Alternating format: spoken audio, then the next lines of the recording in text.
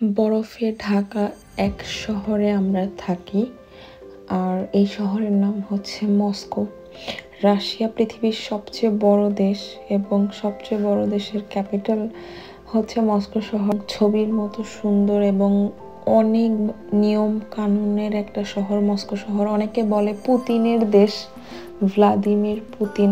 Moscow শহরে Putin বসবাস করে। এই শহরের সৌন্দর্য দেখে যে কেউই মুগ্ধ হতে বাধ্য। সে যাই হোক, সবাইকে আসসালামু আলাইকুম। আমি ইসরাত এবং আমার চ্যানেলে আজকে আপনাদেরকে একটা ইনফরমেশন দিব।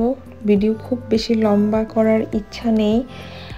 যারা আমরা বাংলাদেশ থেকে রাশিয়াতে আসি, অনেকে স্টুডেন্ট হিসেবে আসি, অনেকে ওয়ার্ক পারমিট, অনেকে ভিজিট, হোয়াট এভার।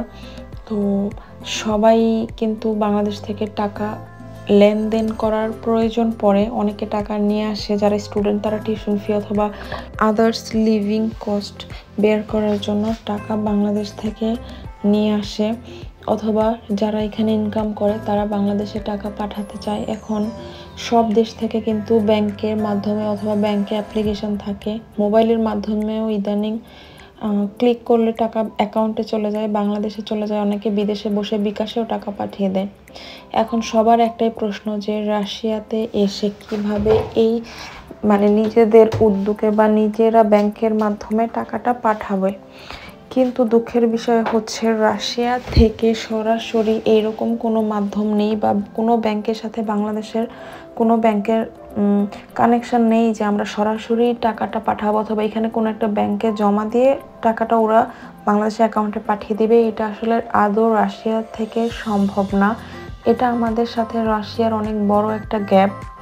অনেক স্টুডেন্টরাও কিন্তু সরাসরি ইউনিভার্সিটিতে পেমেন্ট করতে পারে না, বিধায় কারো না কারো হেল্প নিতে হয় তৃতীয় মাধ্যমের। তো সেক্ষেত্রে আমরা যখন বাংলাদেশে টাকা পাঠাতে হয় তখন আমরা মানি এক্সচেঞ্জ করি, কোনো ব্যাংকের মাধ্যমে না, আমরা ব্যক্তি টু ব্যক্তি যারা রাশিয়াতে টাকা পাঠাবে আর যারা টাকা আনবে তাদের সাথে এক্সচেঞ্জ করি, ডলার রেট হিসাব করে তারা বাংলাদেশে আমাদেরকে টাকা দিয়ে দেয় এবং রাশিয়াতে আমরা রুবল দিয়ে দিই। আর অথবা যারা আছে এখানে মস্কোতে কেউ কেউ বিজনেস করে, কারণ এখানে অনেক বাঙালি টাকা আনা নেওয়া করতে হয়, যেহেতু এখানে ব্যাংকের মাধ্যমে টাকাটা পাঠানো বা আনা নেওয়া করা যায় না, তো এই বিজনেসটা অবশ্যই ভালো চলবে।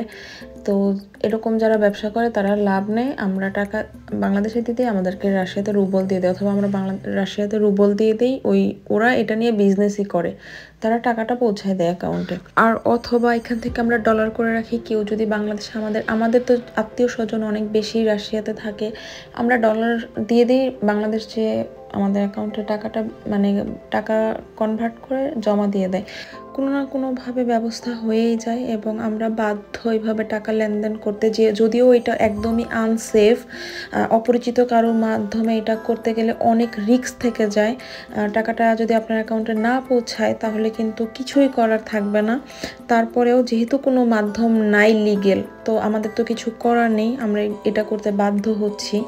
আশা করি এই ভিডিওটা যারা বর্তমানে রাশিয়াতে নতুন আসছেন বা ফিউচারে আসবেন সবারই হেল্প হবে। সবাই ভালো থাকবেন। আল্লাহ হাফেজ।